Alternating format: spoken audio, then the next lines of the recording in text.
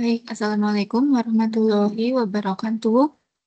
Selamat pagi, siang, atau sore bagi Bapak Ibu yang menyaksikan GKM ini.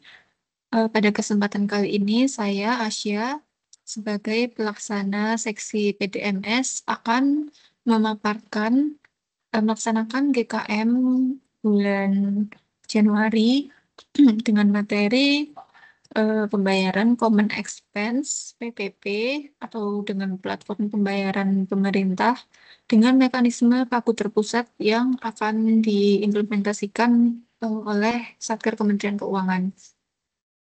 Baik, untuk lebih jelas saya akan share terlebih dahulu materinya.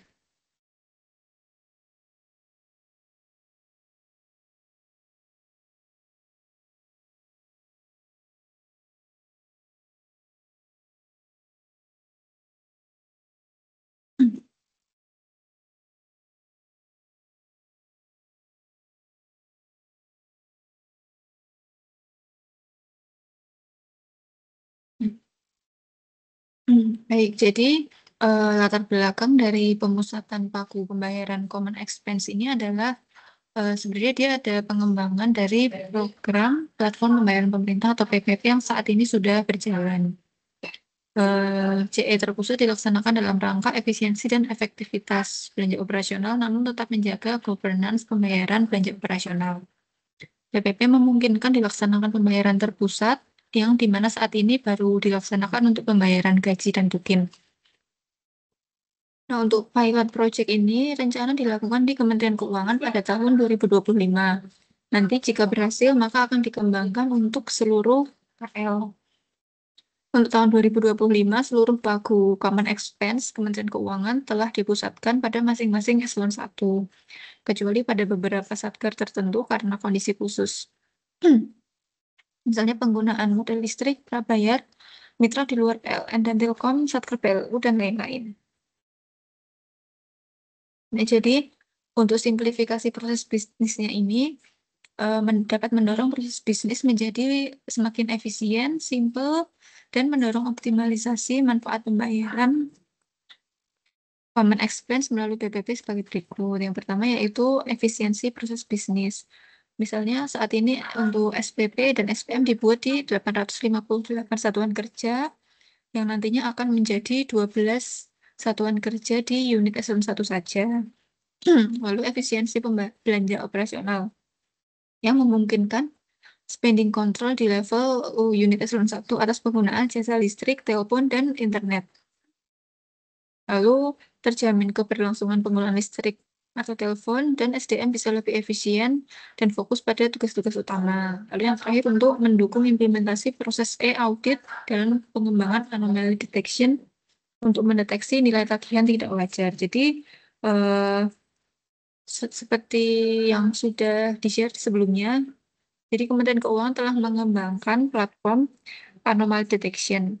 Nah, platform anomaly detection ini digunakan untuk memonitoring pada kasus ini untuk pembayaran common expense ini nanti jika muncul tagihan yang nilainya tidak wajar gitu. Misal tidak seperti di bulan-bulan sebelumnya atau mungkin sangat besar atau mungkin sangat kecil nanti bisa dimonitoring melalui eh, platform anomaly detection ini. Nah, untuk tindak lanjutnya ini diperlukan regulasi atas proses bisnis yang baru melalui penetapan peraturan Direktur Jenderal Perbendaharaan. Proses draftingnya sudah dilakukan, tinggal menunggu penetapan saja.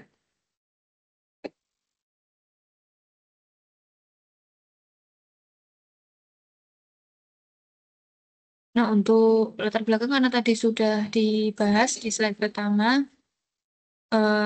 selanjutnya akan membahas bagaimana kondisi existing implementasi Common Expense pada Kementerian Keuangan. Jadi Kementerian Keuangan telah melewati total 40 siklus transaksi sehingga sudah relatif settle. Jumlah satuan kerja yang aktif di PPP sampai saat ini adalah 858 satuan kerja. Pasca bergabungnya DJP pada Mei 2023, rata-rata tagihan Common Expense Kemenq adalah 35,02 miliar per bulan. Dan juga tersedianya platform anomaly detection sebagai alat bantu PPK dalam menguji kewajaran nilai tagihan Common Expense. Nah, PPP ini dapat menyesuaikan proses bisnis dengan berbagai pola atau mekanisme baku, baik terpusat maupun tidak. Ini contoh-contoh jenis belanja dan posisi baku yang pada belanja-belanja tertentu. Untuk common expense ini, yang saat ini itu kondisinya tidak terpusat ya. Lalu untuk gaji itu sudah terpusat, tunjangan kinerja sudah terpusat, lalu uang makan, uang lembur, perjalanan dinas, dan pengadaan sederhana ini juga masih belum terpusat. Nah, untuk prinsip PPP sendiri, concern utama pada PPP ini adalah interkoneksi antara sistem mitra atau pendukung dengan sistem core dan monitoring. Unsur lainnya adalah sebagai pun proses bisnis yang dijalankan dalam PPP adalah proses bisnis yang tetap menjaga prinsip-prinsip keuangan negara. PPP dapat menyesuaikan proses bisnis apakah dengan mekanisme baku terpusat atau tidak.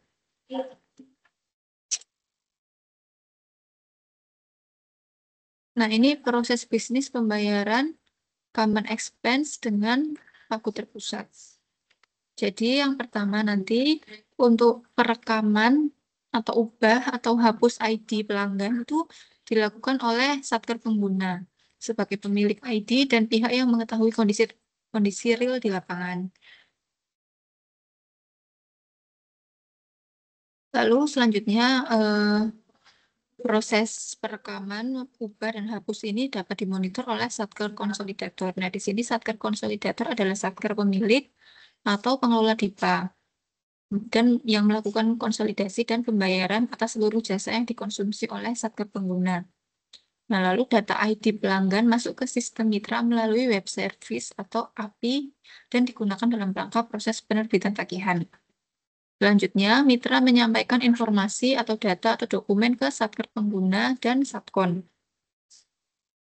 Data yang disampaikan ke Satkon terdiri atas resume atau rekap dan data detail masing-masing Satker, sedangkan data tagihan yang disampaikan kepada Satker merupakan tagihan untuk Satker tersebut.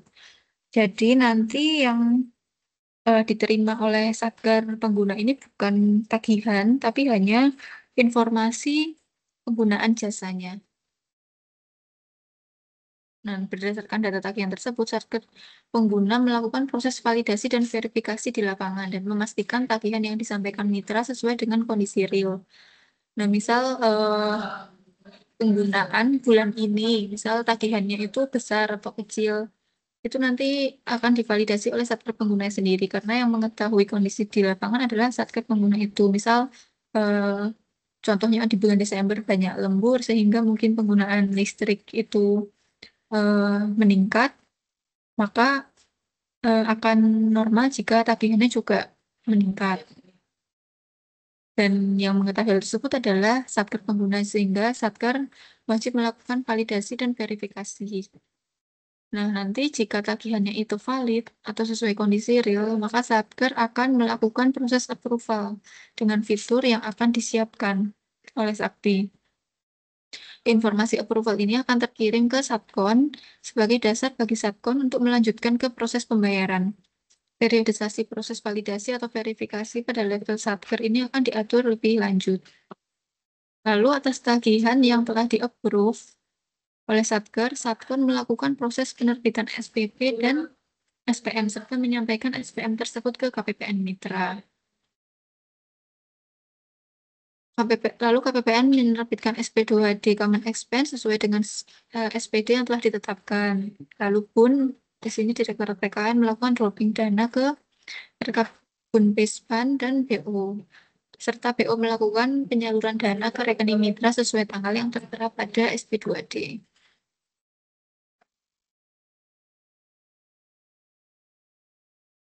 Nah, ini untuk catatan lainnya. Perubahan proses bisnis menuntut perubahan regulasi. Dalam hal ini diperlukan penerbitan perdistribusian baru, khusus penetapan proses bisnis pembayaran dengan mekanisme baku terpusat pada platform pembayaran pemerintah. Dalam hal direncanakan pemusatan paku perlu dipertimbangkan fakta lapangan. Misal terdapat satker yang menggunakan listrik prabayar sehingga tidak masuk dalam implementasi PPP. Yang saat ini ada sekitar 2% dari total satker di Kemenq. Lalu ada satker yang bermitra dengan entitas di luar PLN dan Telkom sehingga tidak masuk dalam implementasi PPP. Hal ini belum dilakukan interkoneksi sekitar 5 hingga 7% dari total satker Kemenq termasuk Kes Batam. Lalu Satker PLU yang secara karakter pencairan dananya tidak memungkinkan menggunakan PPP, yaitu 1 hingga 2% dari total Satker Kemenkeu. Nah, tim PPP sudah mengajukan usulan rekomendasi untuk satker-satker yang memiliki kondisi seperti pada poin 2 agar paku masih dikelola oleh satker-satker tersebut sehingga tidak dilakukan pemusatan. Unit Eselon 1 sebagai pengelola anggaran harus menyiapkan 2 skema, yaitu skema PPP dan skema non-PPP untuk paku yang tidak terpusat. Baik, sekian untuk pemaparan materi dari GKM hari ini. Jika ada kurangnya, mohon dimaafkan. Wassalamualaikum warahmatullahi wabarakatuh.